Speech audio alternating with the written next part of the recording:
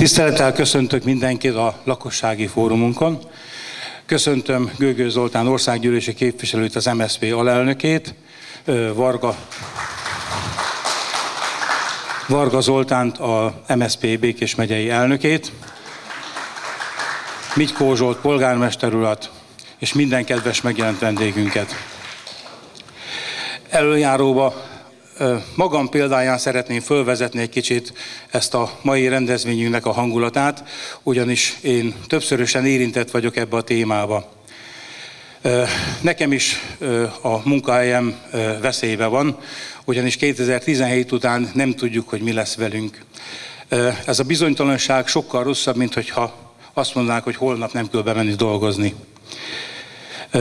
Majorban lakom. Amióta ide költöztem 1981-ben, azóta a 21-es Majorban lakom, akkor ez egy kerületi központ volt. 90-es években az újracentralizálással megszűnt a Major, mint kerületi központ lenni. Akkor már egy bizonyos romlás indult el a Majorba, és amióta a ménes birtok szinte teljesen kivonult, gyakorlatilag romlik folyamatosan a majorok állapota. Nagyon fontos a majorokban a vízkérdés. Jelenleg a ménes birtok szolgáltatja a vizet. 2017 után nem tudjuk, hogy mi fog történni, ki szolgáltatja a vizet nekünk. Gyakorlatilag, ha átveszi az önkormányzat vagy egy vízmű, akkor ugyanezt tudja szolgáltatni nekünk, vagy pedig lajtoskocsival kapjuk a vizet. Nem tudjuk. Az NFA földpályázat kiírással a Major területén is vannak nagyon sok olyan problémák, amiket már több fórumon felvetettünk, hogyha kilép az ember, akkor nem az utcára lép, hanem egy más idegen területre. Én jelenleg nem ilyen helyzetben vagyok, de tudok róla, hogy a Majorban is van olyan terület kiírva szántóföldnek, ahol raktár és műtrágyatartály található. Tehát egy egyszerűen nonsens dolog, hogy egy olyan területet kiírnak szántóterületnek, ahol épület és egyéb objektum található. És átadnám a szót akkor Gögöly Zoltánnak. Én másfél éve voltam itt körülbelül, akkor hát elég viharos gyűlésünk volt, sokan meg tudják itt erősíteni, és ugye én akkor jeleztem, hogy ami történik, az minden épeszű szakmai indokkal szembe megy. Magyarországon, amikor a rendszerváltás lezajlott, akkor eleve nagyon-nagyon sok állami területet már kijelöltek kárpótlásra, azt hiszem, ezt nem kell mondanom. Akkor ennek kapcsán nagyon-nagyon sok vállalkozás fejezte be a tevékenységét, körülbelül az állami foglalkoztatotti körből olyan 120 000 munkanélküli lett emiatt. És akkor eldőlt, vagy akkori elit, politikai elit elég nagy konszenzus eldöntötte, hogy hagy olyan állami kézbe levő társaságokat, akik a maradék állami földterületeket hasznosítják. Ezek úgynevezett mintagazdaságok lettek, 28 ilyen állami gazdaság maradt. Ez a folyamat, ez a mintagazdasági folyamat, ez azkor is megmaradt, amikor ezek privatizálásra kerültek. Több lépésbe, hát volt itt elésen vitatott 50 éves földbérlettel, most nekik egyen problémájuk nincs, ám bár ki tudja, én azért ebben sem lennék olyan biztos. És különböző időpontokban lezajlott a privatizáció, de az elv az állam oldaláról mindig az volt, hogy ezek az állami területeket hasznosító nagyobb gazdaságok maradjanak a magyar mezőgazdaságnak az innovációs motorjai. Nem beszélve arról, és ezért is szerintem nagyon-nagyon szörnyű pályára tévedt a kormány itt ezen a településen, hogy van néhány közülük, ami olyan település környezetében működik, ahol nincs semmi más.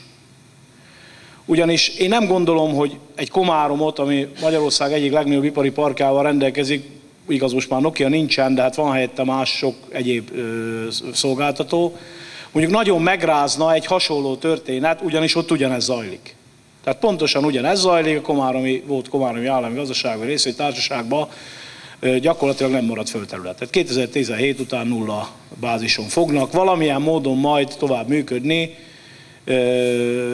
ami nyilván azt is jelenti, hogy semmilyen fejlesztés azóta nincsen, meg hát mindenki azt gondolkodnak rajta, hogy egyáltalán lehet-e úgymond föld nélküli állattartást csinálni, mert az a gazdaság is alapvetően abból élt.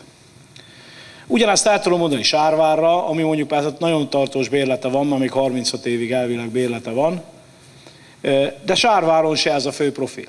Tehát most az, hogy ott egy állami gazdaság vagy egy részvénytársaság úgy befejezi a tevékenységét és elkezdik ott a környéken magángazdálkodók hasznosítani a területet, és érdemben a településnek az állapotára, meg a bevételeire, foglalkoztatásra nincs hatása, mert ugye az meg egy üdülőközpont, ezt mindenki tudja, hogy Magyarország egyik legfelkapottabb üdülőhelye. Nem a részvénytársaság a fő profil. Na most ez nem igaz itt.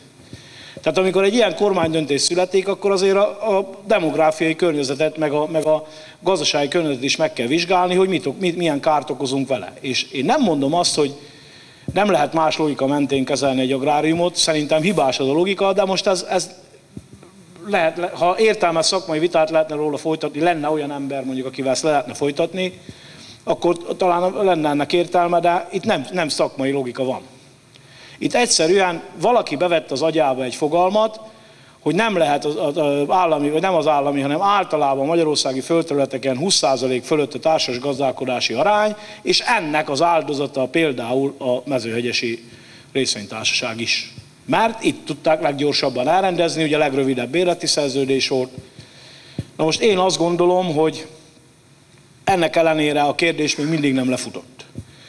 Ugyanis ha egyáltalán működik Magyarországon még igazságszolgáltatás és normális bíróság, a bérleti jog, pontosabban az előhaszon bérleti jog, az teljesen mindegy, hogy jogszabály alapján van-e, vagy szerződésben van-e. Ugyanis a szerződést nem írhatja fölül egy későbbi jogszabály, kétoldalú szerződést.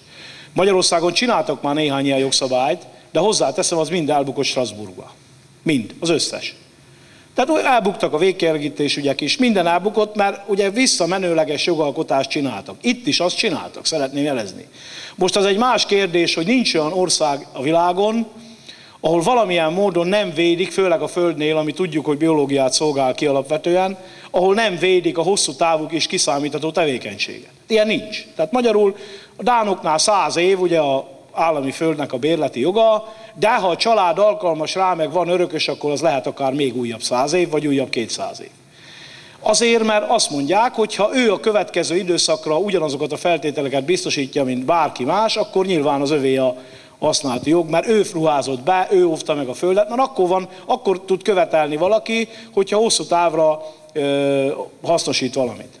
Ez az egyik része. A másik, amikor itt földbérlet pályázatokat írtak ki, ugye nagyon-nagyon sok mindent beleírtak abba, egyetlen egy dolog nem került bele, ahogy a földtörvényben se, amit mi külön javasoltunk, és módosítót is adtunk be hozzá, hogy igenis az állami föld hasznosításnál valamilyen foglalkoztatási paraméterhez is kötni kell annak a hasznosítását. De ez most, mi akkor 25 hektáronként írtunk be egy úgymond eltartottat, és az eltartott az lehet akár a magánszemély is, tehát az nem probléma, csak akkor ez hivatalos történet legyen.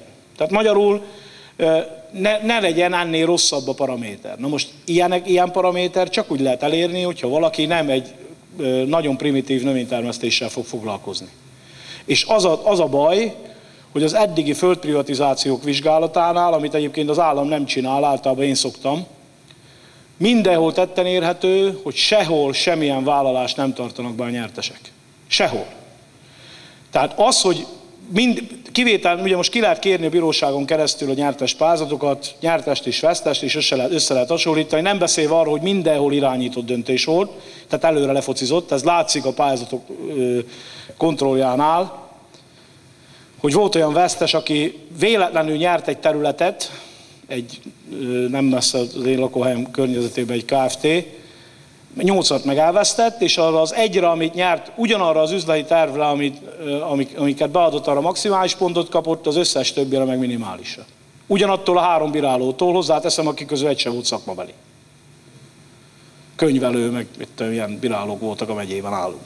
És ez nem csak ott volt, hanem a Szolnok megyében ugyanígy volt, tehát most emiatt már meg is tettük a büntető feljelentést, mert ez meg csalás. Tehát ilyen nincsen. Tehát ilyen bírálat nem létezik. Egyébként itt ugyanez a helyzet, itt is azt kell csinálni, hogy majd nyilván ki kell kérni az összes ilyen mert most már nem tagadhatja meg az NFA, pontosabban most az új törvény miatt lehet, hogy variálhat, de eddig nem tette, tehát eddig kiadta, nem foglalkozott vele, kiadta a nyertest is, meg a vesztest is.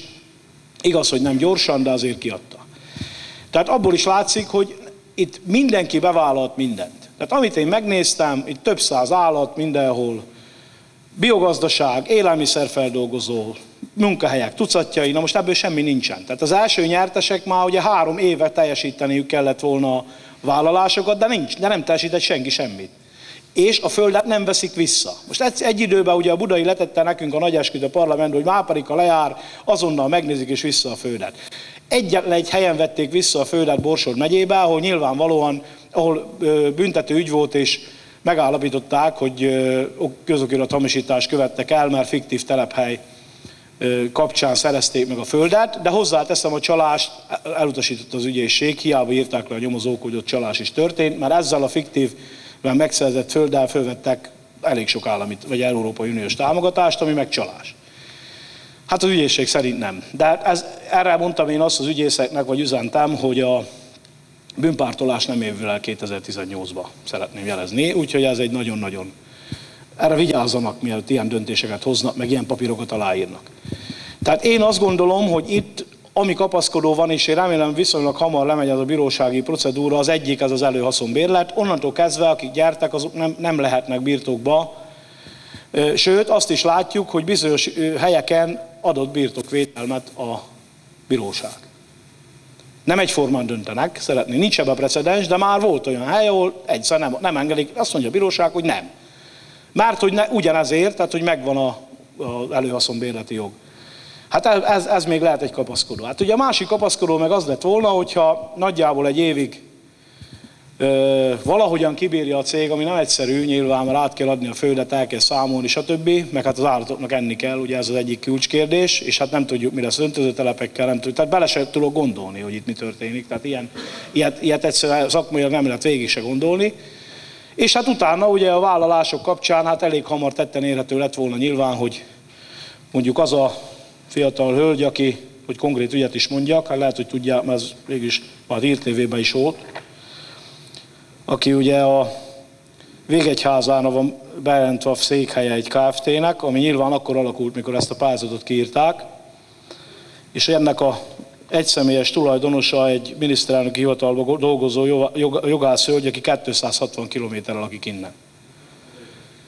Igaz, hogy a székhelye a cégnek 20 kilométeren belül van, egy tüzéptelep, ahol, ja, még egy, elvileg nem is nyerhetett volna, mert a tevékenységi körben az állattartás nincsen fősorolva.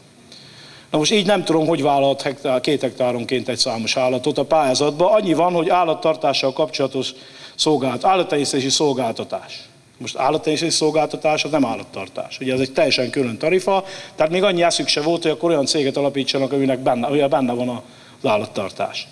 Na most ez nyilvánvalóan egy fiktív telephely, és én éppen múlt héten küldtem el az interpellációt a Lázár úrnak, hogy miután, azon kívül van még itt, ugye azt lehet, hogy hallották, hogy a battonyai parókiára is van valaki bejelentve, aki szintén földet nyert itt. Ez is benn volt Hír TV-nek a műsorát, ajánlom mindenki figyelme, nagyon korrekt interjúk voltak benne. Na most ez a 2 bőven elég ahhoz, hogy azonnali helyvizsgálatot rendeljenek el. Na most a Hortobágyon megcsinálták. De én most abba bízok, hogy nem lesz érdeke se a miniszterelnöknek, se a Lázárnak, ugyan a Lázár nem szereti ezt a céget, ezt pontosan tudjuk, de mindegy, most ettől függetlenül, hogy mondjuk ez alól kibújjon, mert ugyanez a sztori kapcsán mentünk a Hortobágyon is, fiktív telephelyek, fiktív lakcímek, egyéb, amiben van büntetőeljárás is. Most én várom, hogy hivatalból tegyenek feljelentést, nem tesznek, akkor megteszem én a héten belül. Tehát azért mondom, hogy nincs itt azért minden lefutva, ezt szeretném jelezni. Egyetlen egy probléma van, hogy az idő az, ami nagyon-nagyon kényes, és visszafordíthatatlan folyamat lehet. Tehát ugye egy ekkora gazdaság az nem ugyanaz, mint a Hortobágyon, amikor azt mondom a ottani juhásznak, akik 50 éve legeltett azon a területen, hogy ne hajtson le róla. Hajtsák le róla, vigyék el az állatait, vigyék el őt, közben lezártuk az utat, teljes útzár volt épp pont egy éve, és múlt héten visszakapták a legelőt. Mert nem tudtak mit csinálni. Egyszerűen olyan szintre jutott már az ellenállás, hogy azt mondták, hogy nem. Tehát nem kell föladni, én ebben egyértelműen segíteni fogok, ezt nyugodtan mondhatom, mert én úgy gondolom, hogy ennél nagyobb galádságot nem lehetett elkövetni. Egy településsel, meg az itteni kollektívával. Ugye ez egy nagyon-nagyon durva és nagyon otromba játék. Hát ugye a következő veszély viszont most jelent meg, ami miatt még kicsit nehezebb lesz az élet. Most bejelentették, hogy ezeket a földeket el is adják. Tehát nem csak, hogy bérbe adják, hanem el is adják. Hogy végleges legyen a sztori. Na most, ha az állam irányítói szándékosan kárt okoznak az államnak, akkor azokat az értékesítéseket vissza lehet vonni. Vissza kell fizetni a pénzt magyarul.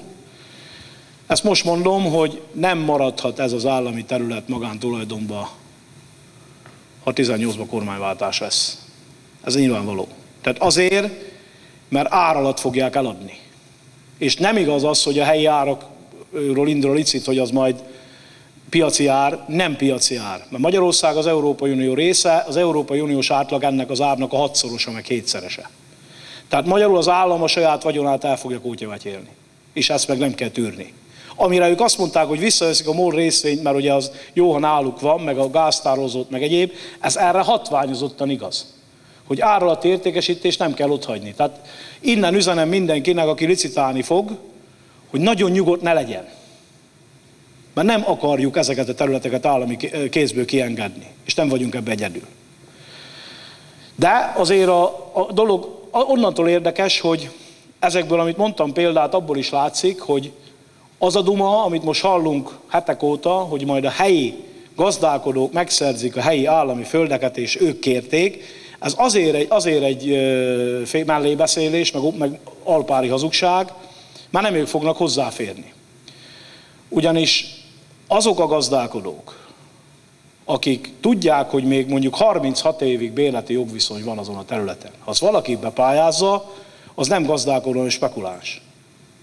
Ugyanis az csak egy dologra játszhat, hogy ingyen megkapja, mert az gyakorlatilag ingyen az övé lesz, mert a bérleti díjból majd kifizeti, amit neki befolyik a hitelt, és a végén a gyerekének vagy az unokájának lesz egy 10-szeresen megnövelt vagyona, amivel nyilván nagyon jó fog járni. És nem a semmiért lett 1000 számra aranykalászos tanfolyam az elmúlt időszakban. Nem tudom, itt mennyire tetten érhető a mi környezetünkben az összes olyan mezővárosban, aminek a környékén állami föld van, ezrével szerezték meg ügyvédek, orvosok, családtagjaik a földműves regisztrációt. Ezrével. És ez mind aranykalászos tanfolyammal. A legtöbbet nem is láttak az iskolában nyilván.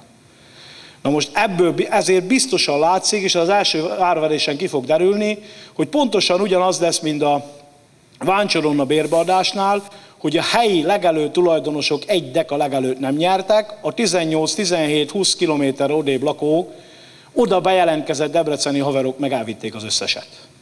Itt ugyanez lesz. Tehát ezt most állítom, hogy nem fog tudni tisztességes, mostani kis birtokos versenyezni a tőkeerős spekulánssal. Főleg, ha licit van. És hát abban is biztos vagyok, hogy nem úgy lesz a hitel, amit emlegetnek, hogy majd mindenki kap.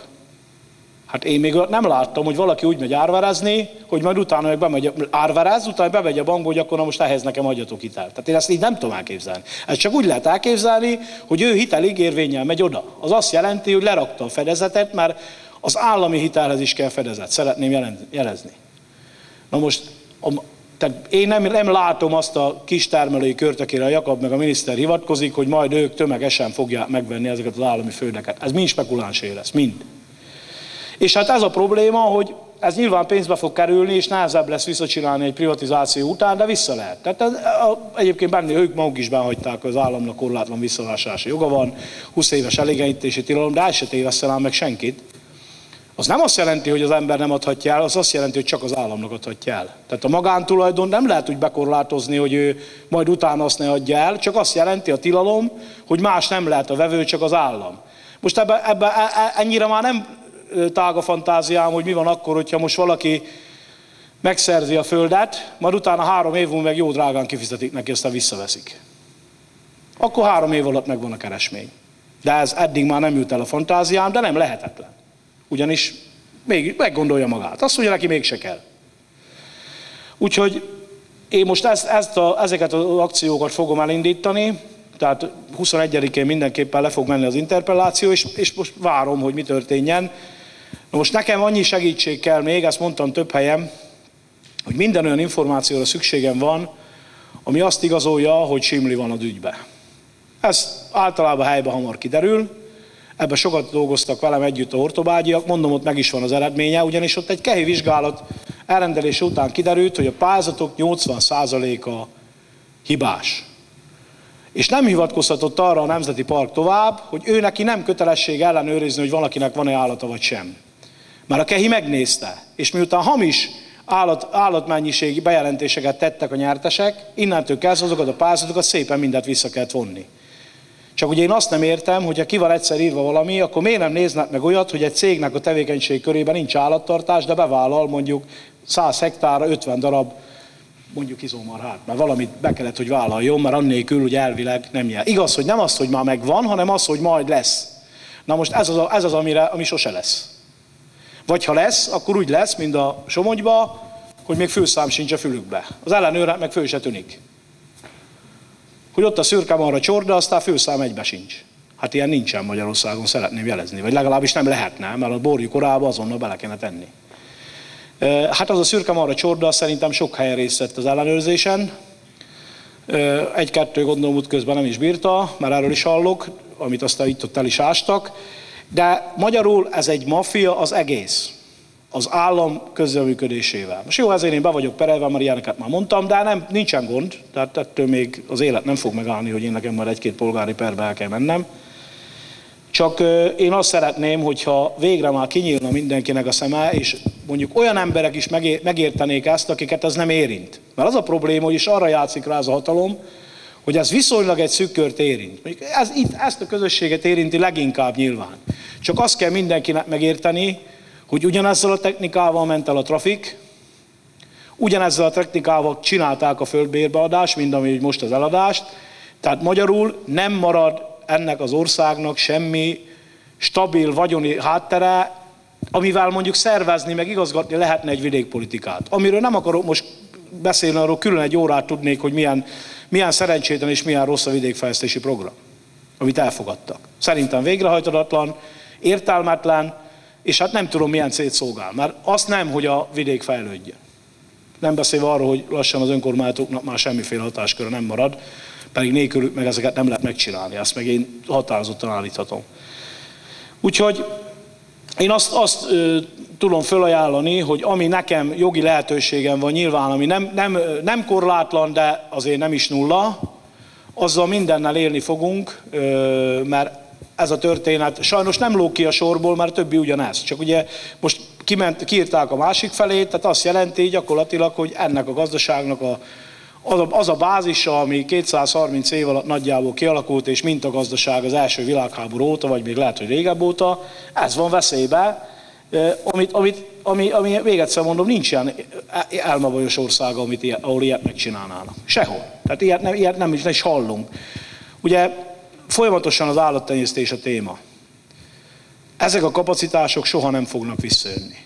Úgy, hogy amikor a falusi háznál megszüntették a tehéntartást, többet nem lett. Na most ez pontosan ugyanígy lesz. Ez a telep bezár, erre fejlesztés kellene, meg modernizáció. De hogy lehet úgy fejleszteni, hogyha nincsen perspektíva, meg nincsen biztos gazdasági háttér, ami föld nélkül nem működik.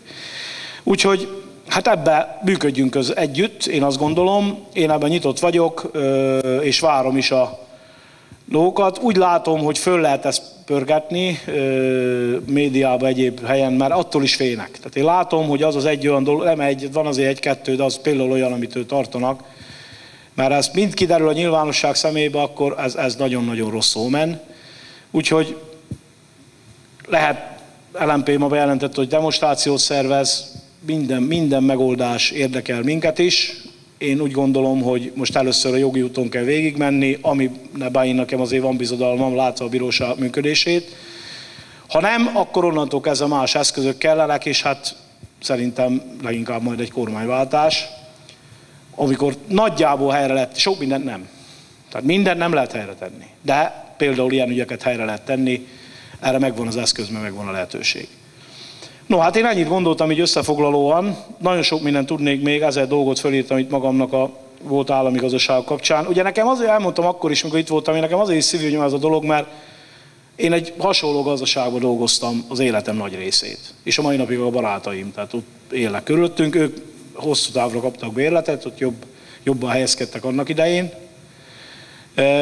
De azért az se úgy működik, mint valamikor. És ugye a vidék motorjai lehetnének ezek a vállalkozások, és nem csak ezek a részvénytársaságok, a volt szövetkezetekből még működő többi is, mert itt van hozzá infrastruktúra, meg innovációs képesség, hogy mondjuk mást is csináljon, ne csak azt, amit most csinál, és esetleg nem, hogy munkáját szüntessen meg, hanem inkább bővítsen, mert van hozzá alapja.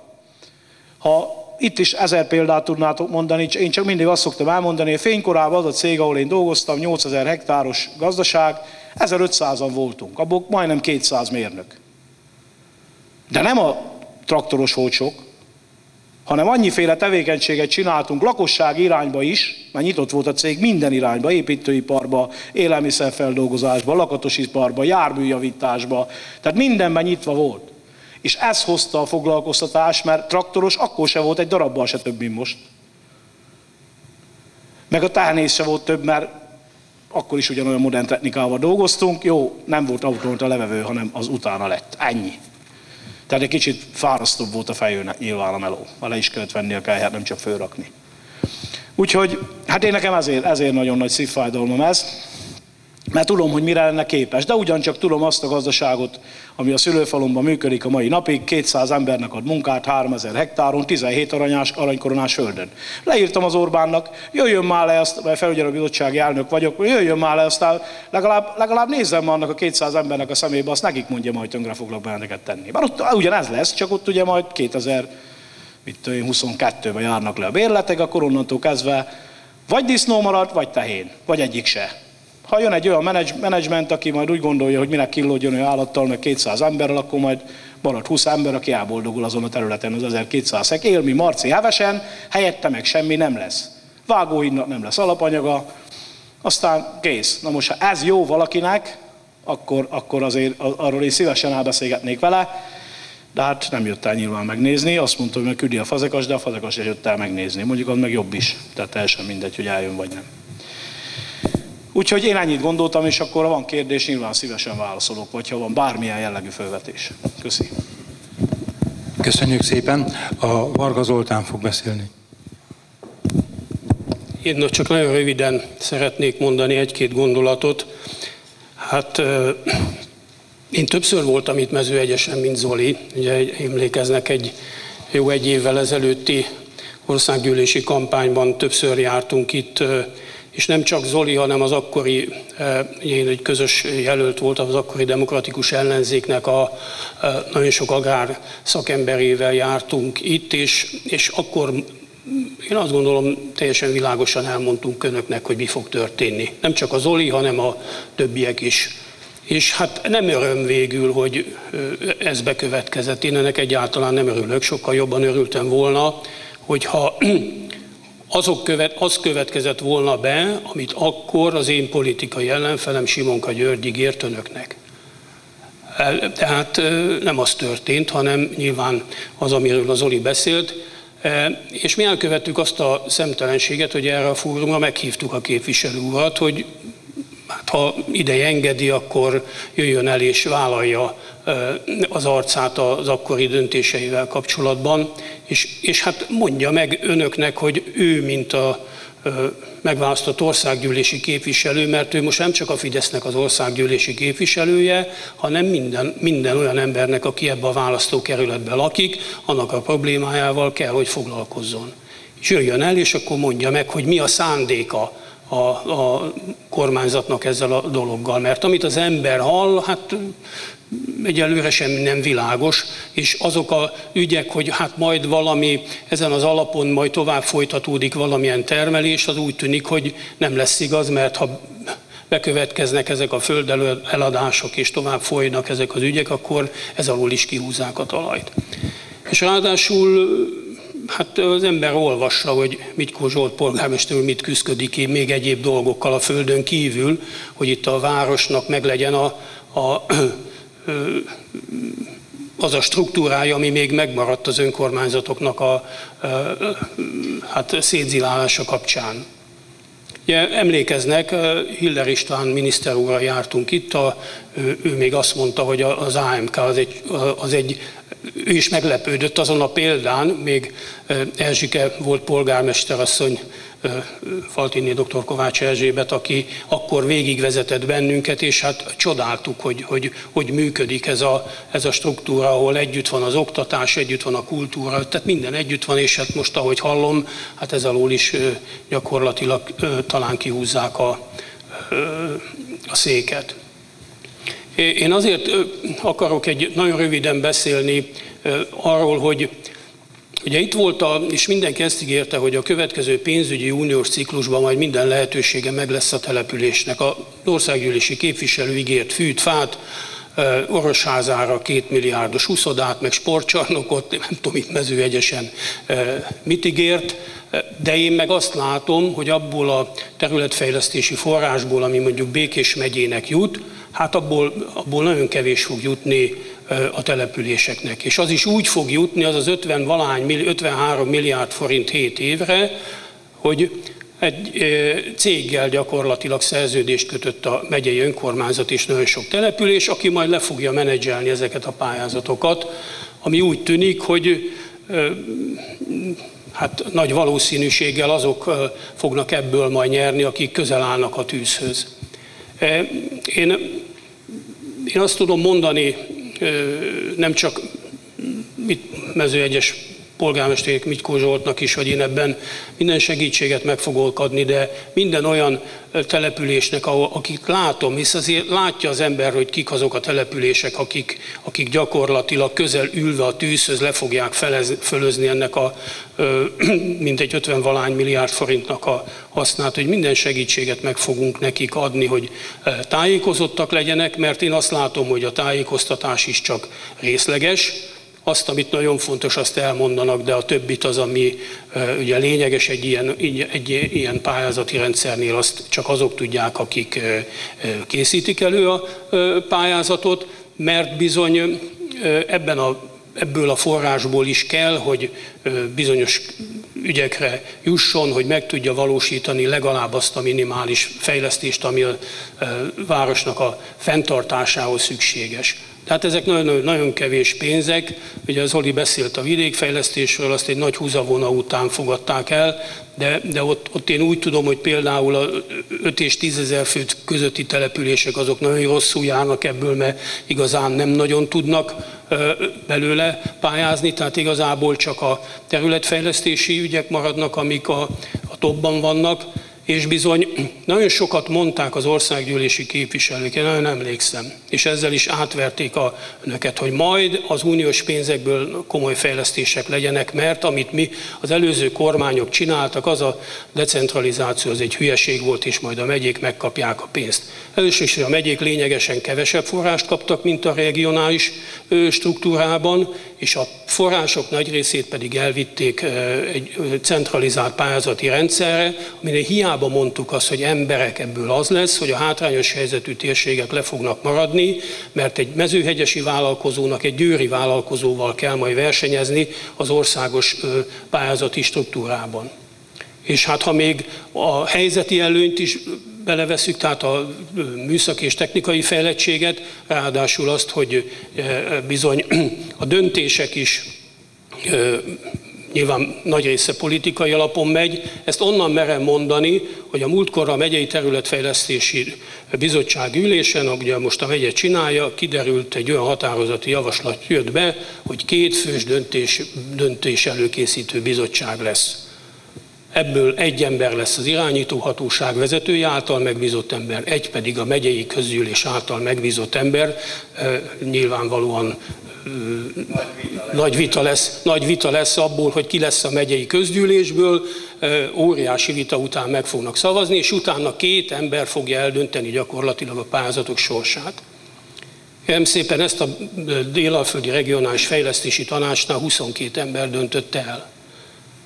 És ott is volt vita, és nagyrészt egyhangú szavazások voltak. Én köszönöm szépen Sebők Antalnak, hogy közbeszólt. Ő tudja igazolni azt, hogy amikor mi adtuk forrásokat, akkor bizony szakmai alapon és mindig a helyi sajátosságokat figyelembe véve adtuk a forrásokat az egész Dél-Alföldön. Tehát én csak azt tudom mondani, hogy, és nyilván rossz helyen vagyok én, mert Mezőhegyes még igazából sok szavazatot adott az akkori ellenzéknek, tehát én önökkel szemben akár még meg is hajolhatok, és kár, hogy önöknek mondom ezt a kritikát. De hát úgy tűnik, hogy a magyar választópolgárok Békés megyében is vevők arra a dologra, ami most történik. És ebben csak úgy tudunk változtatni, hogyha ebben a választópolgárok segítenek bennünket. Tehát én nem is találkozok fideszes szavazóval, mindenki hozzám is csak panaszkodni járnak az emberek, ahogy Gőgös Zolihoz, a Fecser Janihoz, akár másokhoz, akik még ma politizálnak, és közben meg hát látjuk, hogy az egész ország, meg az egész vidék pusztul le. Tehát muszáj, hogy egy kicsit átgondoljuk, mert sok dologban azok a fegyverek, amelyek vannak, azokkal élünk. A parlamenti képviselők élnek ezzel a dologgal. Nyilván a nyilvánosságunk olyan, amilyen. Sajnos én tudom, hogy nagyon sokat dolgoznak, nagyon sok ügyben. Nagyon nehezen jön le erről a dologról, de mivel az önök élettapasztalata is az, hogy rossz irányba mennek a dolgok, hogy ezen változtatni kell. Hát akkor változtassunk, mert mi tudunk, választópolgárok tudunk ezen a dolgon változtatni, mert ha marad a közöny beletörődés, hogy hát úgyse lesz semmi, akkor gyakorlatilag azok a folyamatok fognak megvalósulni, amire ez a kormány játszik. És ha ez így fog menni, és 2018-ben ezen nem lehet változtatni, akkor utána már még nehezebb. Minden évben, ahogy tolódik ki, mind nehezebb. Hiába lesznek bírósági döntések. Egyszerűen az élet olyan lesz, hogy nem tudja vissza. Nyilván kártérítés lesz, de visszaállítani az eredeti állapotot nem lehet. Ahogy az Zoli mondta, hogy valami kiürül, egy cég, akkor az le fog romlani, mert fejlesztések nincsenek, minden tönkre megy. Ebben kell, hogy segítsenek nekem, és hát én csak nagyra becsülésemet tudom polgármester úrnak kifejezni, hogy teszi a dolgát, és figyelem, hogy mit küzd a saját testületével, meg a környezetével, amiben mi tudunk, segítünk. Ha csendbe kell maradjunk, akkor mondja, mert az is segítség, hogy időnként csendben maradjunk, mert nem mindig jó, hogy az ember szövegel, különösen ha idő előtt szövegel, de ha az kell, hogy dumáljon vagy szövegeljen, akkor azt is megtesszük.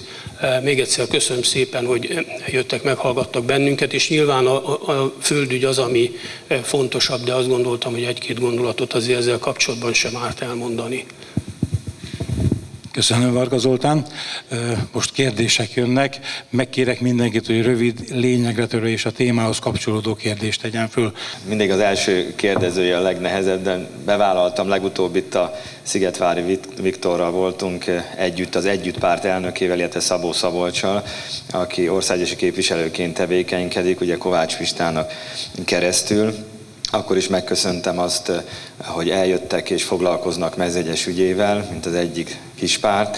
Most ugyanúgy megköszönöm a Gőgös Zoltán úrnak is, Varga Zoltán úrnak is, illetve hát Gók Pistának ezen a csatornán is ugye folyamatosan működik a dolog. De ugye említette Varga Zoltán is ezeket a küzdelmeket, azért ez az előző ciklusban indult el, és ugye a Kovácsné dr. Faltin Erzsébet reszakadt szó szerint rá annak a súlya, és ugye sajnos ez, mivel Mezőhegyes súlyából adódóan is egy fontos, nem is település, hanem mint egy gazdasági szektor, egy a gazdasági övezet, így ez még mindig tart. Nehéz kivéreztetni, szerencsére. Ugye elindult a Ménesbirtok ZRT részéről egy peres eljárás. Mi ugye polgármesterek, képviselőtestület, vagy akár itt a Kovács Sándor is, mint az üzemi tanácsnak is az elnöke, egyfajta társadalmi politikai bemutatástra vagyunk képesek és hivatottak. A jogi eljárás az ugye egy teljesen más volumenű dolog. Noha ugyanúgy lehet benne eredményt elérni, és de jó lenne, hogyha ma annak is lenne eredménye. Csak az a baj, hogy olyan nem is tudom, hogy eljárási hibának lehetne mondani, de mindenféleképpen olyan buta dolognak tart, lépéseket hoz a bíróság is, ugye vagy az NFA-nak is a sugallatára, mert végül is a szerződéseket ők nyomják, hogy meg kell kötni. Ugye az első körnek a pályáztatása lezárult, megkötötték a szerződést, kiírták ugye a második körös pályázatot is, és akkor is már megkötötték a szerződést. Ezzel mi történt? A jelenlegi nyerteseket a bíróságnak be kell idézni a bíróságra, mert ugye érintettek most már ebbe az ügybe. Tehát most már nem csak az NFA-tól megy egy autóval a budapesti bíróságra szakértő, meg nem a Ménes Birtok ZRT-től megy egy autóval szakértő, meg ott ül a bíró, hanem most már olyan 90 embernek kell oda vonaglania és szenvedni, hogy akkor most miről is van szó, mert ez a baj, hogy azok az emberek gyakorlatilag ott értesülnek arról, mert az NFA nem írta bele a pályázatába azt, hogy önnek azon a földterületén van ilyen és ilyen értékű csatorna, amit nem egy tömlő, hanem ugye bele van betonozva, és akkor esetleg még hitel is van rajta, vagy akármicsoda is rajta van, meg nincs meg az, hogy most az a 430-450 hektár, ami magántulajdonként ebben a 8000 hektárba valójában bele van matrixolva, hogy ott van, de hol van. Ugye, és olyan egyéb dolgok, hogy akkor most a majorok éppen, a majori utak ki vannak, ami betonú vagy aszfaltú út, és akkor 6-81 között most akkor azon is átszaladhat-e esetleg egy vetőgép vagy szántógép, és akkor most mi lesz ebben. És akkor még jön az a dolog, hogy de nincs ebből semmi gond, mert majd összeszövetkeznek a gazdák. Hát én legutóbb is elmondtam azt, hogy itt Magyarországon is megmosolyogtak engem olyan gazdák, akik tényleg 3-4 generációt föl tudnak mutatni, hogy családi gazdák, hogy maga hol él, hogy szövetkezés, az a fajta, ami ezt a gazdasági struktúrát fenntartja. Most Kézdivásárhelyen voltam múlt héten, ott úgy vannak a földparcellák, hogy burgonyát termelnek, kukorica 1 hektár, búza 2 hektár, karalábé, és ez feltételezi, hogy nyilván nem lehet olyan kultúrát rajta működtetni, amelyik a családi gazdaságon kívül esetleg egy nagyobb volumenű népességeltartást feltételez. Na most nekünk meg Mezőgyesnek pont az az érdeke, hogy megtartsuk ugye az öntözéses kultúrát, ami ugye alapvetően Aradon kezdődik. Nem Mezőgyesen, mert nem itt vannak lefúrva a kutak, hanem ugye aradi vízátemeléssel érkezik ide. Tehát már ki fog ott tárgyalni, hogy lesz ez majd összerakva, milyen módon, ugye nemzetközi vízjogot is érintő dolog, és utána még majd hogy egyeznek meg a gazdák, akik most mondjuk 50 hektárt kaptak, 30-at itt-ott, és akkor azt mondja, hogy nem akar be beszállni, de akkor az 50 hektáron kell kilódnia a különböző vetésforgóval, meg zöldítéssel, meg mindenféle olyan szabályrendszerrel, amit mondjuk egy raktáros nem feltétlenül ismer, de megkapta a földet, vagy olyan ember, akit ön is említett, hogy a szerb ortodox egyháznak a parokiáján van bejelentve, vagy nincs ott, de meglepődött ugye az illető, amikor kinyílt az ajtó, hogy akkor ön mondja meg mi a terve. Hát én nem tudom, hogy nekem mi a tervem. Ugye, tehát ilyen emberek kezébe kerülnek ezek a földek, és akkor hogy legyen nyugodt mondjuk a polgármester, vagy a lakosság, akik ebből élnek, mert lehet azt mondani, hogy 5400-an vagyunk, no de mondjuk, ha azt vesszük, hogy 2000, csak most így nagy vonalban 2000 a 18 év alatti, 2000 ugye az aktív állományunk, 2000 a nyugdíjas, akkor a 2000 fő munkakereső emberből, ez olyan 400 fő dolgozik a gazdaságnál, 1000 főre duzzad ugye az időszaki munkás, amikor címerezés van, hát akkor a cukorgyár után valóban jól érezhető az, hogy ketté törik ez a település. És akkor most az a baj, hogy Mezőgyes társadalma se érti ezt meg. Tehát a cukorgyár után is ott volt egy nagyon fontos jövőkép, a Ménes Birtok és az ő szatellit Kft-i, meg a lehetőségei, amelyet tovább lehetett élni. De a Ménes Birtok után, mint mondtam, Kézdivásárhelyen is megmosolyogtak, hogy polgármester elhiszi maga, hogy az a 80-90 ember majd mind egy cél érdekébe fog menni. Hát az fog lenni, hogy meg lesz majd 1000 hektár egy klik, már 2000 hektár megint másik klik, utána lesznek olyanok, akik semmiben nem akarnak majd beszállni, mert miért közösködjenek, hisz akkor ez már az én családomnak a zsebére megy.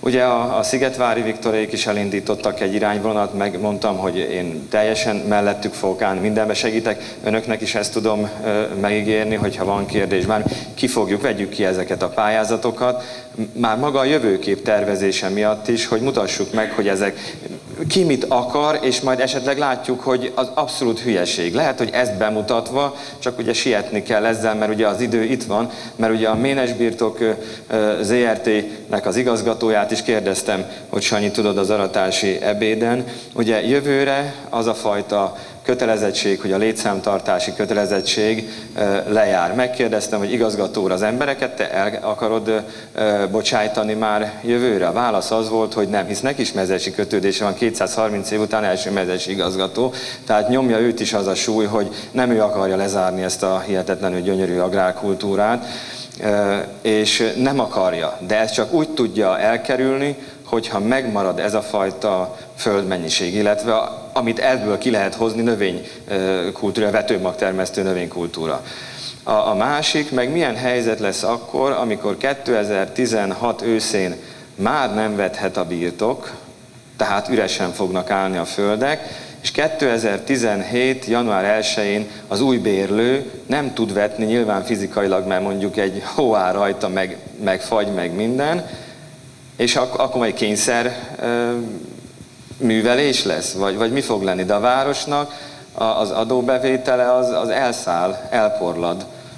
A dolgozóknak azok a plusz jövedelme is el fognak porladni, vagy akkor állami támogatással ugye már a végkielégítéseket is el lehet kezdeni kifizetni, ott abba a karácsonyi ajándékként. Tehát mi fog történni? Ugye ezt kérdezem mindenkitől, én is. Ugye a kormányzati különböző irányokba is leveleket elküldi az ember, ahonnan nem jön rendszerint válasz, vagy valami olyan választ jön, ami nem magyarázza meg, vagy nem ad választ a kérdésemre, de a vége a mondatnak mindig így zajlódik, hogy egyéb iránt meg mindenben állunk az ön rendelkezésére, és segítjük a további munkáját. Tehát, és ezt szeretnénk kérni önöktől is, hogy mutassuk be azt, hogy ha ez a fajta gazdálkodási kultúra lehet úgy, a Ménes Birtok vezérigazgatója se zárkózott el attól, hogy egy visszaállamosítás keretében belül is egybe emeljék át az egész rendszert az állami Ménes Kft-nek a kezelésébe. De egybe, mert az embereket, ezt a fajta létszámot csak ilyen módon lehet megőrizni. Nem úgy, hogy akkor majd jön a víz az egyik gazdához, ő épít, be fogja falazni, mert ő nem akarja kifizetni ugye a csatornakarbantartást, meg semmit, aztán nem tudja, átemelővel megint átrakják a következő gazda földjére, vagy valami, de izolációs övezetet is kéne csinálni, mert még ki tudja, hogy mi az, de azért ez a valaki fölhozta ezt a mondatot, és meg kéne nézni a Google-ba, hogy mit is jelent, meg valami. Tehát ugye teljesen nagy a kavar, és ebben mind az a probléma, hogy egy olyan gazdaság megy tönkre, több mással is mondjuk, és nem csak a mezőest akarom kihozni, de az ember most itt van és haza is beszél. Tehát az állam mindig kell, hogy kezében tartson egy olyan lehetőséget, mint hogy örülünk a Mercedes gyárnak, de valahol nem a miénk. A különböző Bábolna ott volt, Mezőhegyes, ez az a gazdaság, amit el lehet jönni ide, és fel lehet mutatni. Most mi le akarjuk gyűrni a német meg a francia gazdákat, az nem megy Kovács Pista bácsi 15 hektáros földjén termesztett növénykultúrával, az egy ilyen nagy gazdaság és köré szervezett növény vagy gazdasági tevékenységgel fog megtörténni. De ugye, vagy éppen most készülünk ugye újra az orosz piacra kimenni. Ez nem megy ebbe a kicsi tevékenységbe. Hát mi is elkezdtünk dolgozni még a közfoglalkoztatási programban is ilyen mintaprojektekkel, hogy hát ha az segíthet majd a várhatóan nagy létszámú munkanélkülieknek oda elmenni mezőgazdasági háztáji állattenyésztésbe, és akkor kapni fog annyi pénzt majd, amikor beadja a külön dinnyét, karalábét, vagy leadja a sertést, vagy bármit, kap annyi pénzt, hogy a Ménes Birtok fizetése, amikor elszáll a zsebéből, ugyanannyi kerüljön bele. És egyelőre azok a számítások, hogy nem lesz annyi pénz. Tehát elszegényedés várható a mezőhegyesi középréteg esetében is, sajnos, és ez ellen én kész vagyok ugye bárkivel így partnerségre lépni, és akkor dolgozzunk önökkel is együtt. De hát mondom, én nyitott vagyok a jelenlegi fennálló gazdasági minisztérium együtt dolgozni, vagy bármelyik más képviselőjével is, mert mint mondom, helyén kellene Mezőegyest kezelni, és ugye elmondtam pont azt hiszem a hírtévések mikrofonjába, hogy pont a mezőgazdasági miniszter úr a honlapon, NFA honlapon, Darányi Ignácot hozza példának, mint az ő példaképe, és ott álltam, hogy ki kell menni ide a Kozma Ferenc emlékműhöz, ahol állt Darányi Ignác az avatásnál, és az akkori belügyminiszterrel együtt, és elmondták, hogy most már a Ménes birtokának is olyan jövőbeni feladatot adnak, amely az egész országra nézve csak pozitív hatásai lehetnek. Tehát ők nem is beszéltek arról, hogy legalábbis a mezőhegyesi Ménes és birtokát valamilyen más elképzelés alá akarják vonni. Tehát itt kezdődik mindjárt az első mondattal az ellentmondás, hogy is van. Úgyhogy én köszönöm szépen, hogy eljöttek. A majd 2 évvel ezelőtti ilyen ismerkedő, problémafelvető, egy probléma megoldást elindító gondolatot akkor vigyük tovább, és akkor meglátjuk, hogy önökön keresztül is, ahogy mondták, mikor csendesen, mikor hangosabban, a többi parlamenti párt képviselőivel is együtt valamilyen módon tudjunk előrelépni. Ezt köszönöm szépen.